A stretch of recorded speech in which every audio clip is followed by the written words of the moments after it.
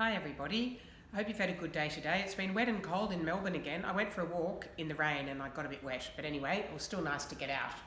Today I'm going to read you How Big is Too Small, which is a book written by me and illustrated by Andrew Joyner.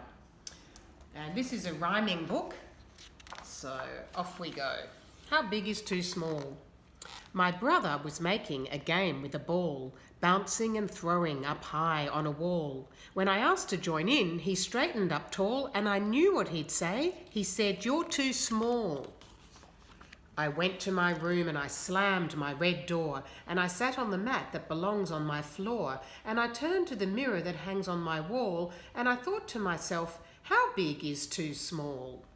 I'm small next to him, I know that is true. Once he was smaller than me, then he grew. But when he stands next to my dad, I recall that next to my dad, my brother is small.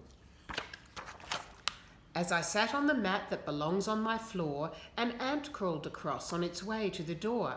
That ant got me thinking, was that ant too small? And I did not think so, I thought not at all. An ant's a small creature, as everyone knows, but an ant is the right size for ants, I suppose. A mouse is quite big when compared with a flea, but both would seem small if they sat next to me. I saw through the window the boys push and shout. I was sick of them all the time leaving me out. I wanted some friends of my own in the street, but there seemed to be nobody my size to meet. I opened the window and let in the breeze. I noticed the leaves falling down from the trees. They fell through the air till they came to the ground, making a soft sort of clattery sound. And that got me thinking, was one leaf too small? And I did not think so. I thought not at all. A leaf's a small thing, but a tree needs each one. Each leaf on the tree has a job to get done. And a tree needs a seed before it can grow. And seeds are especially tiny, you know. They start from a cell that you can't see at all. And that got me thinking, how small is too small? Clouds moved across as they covered the sky. My brother ran past and his friends tumbled by. A cloud gets so big and so heavy it stops when it's filled up with millions of watery drops. Under the clouds and far over the hill, I saw city buildings so grey and so still. A city must start with one building or two. A city grows up like me or like you. And that got me thinking. My one small idea was growing and growing, becoming more clear. It began with the ball and the ant and the flea, and I wondered if anyone else thought like me. I looked at the boys who were having such fun. I went and sat down on a step in the sun. How big is too small? I called as they passed, but they didn't hear. They were going too fast. I stabbed in the earth with a stick that I found, writing my name very large in the ground. Words start with letters and S begins Sam, and I thought of how big and how small that I am.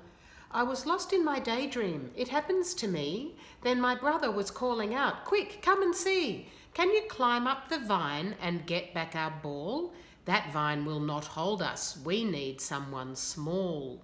You can see they've thrown their ball and it's gone up in the guttering of the roof, and they need Sam to get it. I said that I'd get it if they let me play, so he said that they would, just for that day.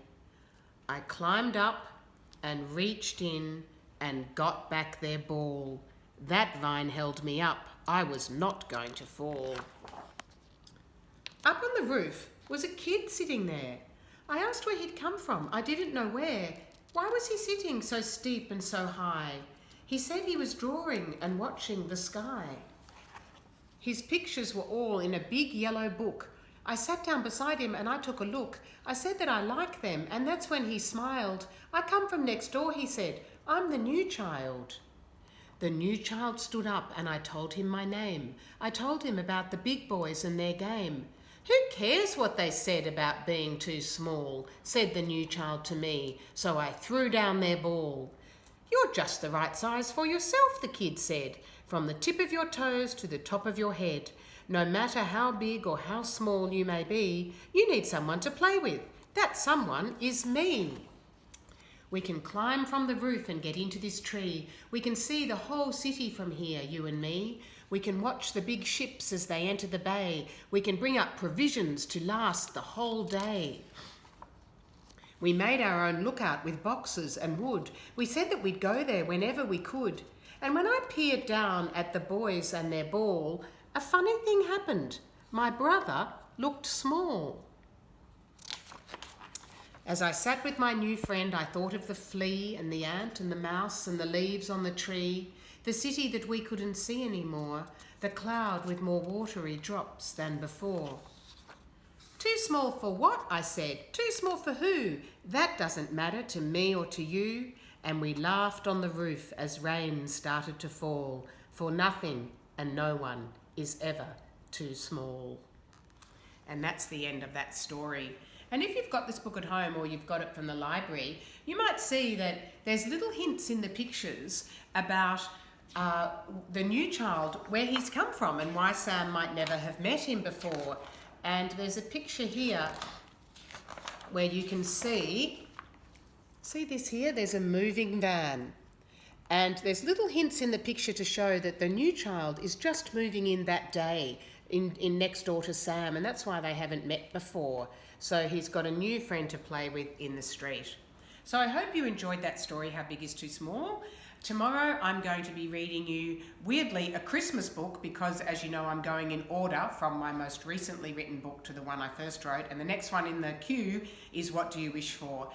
So I'll be reading that to you tomorrow. And stay well, stay safe, stay dry, stay home, and I'll see you all tomorrow. Thanks everybody. Bye.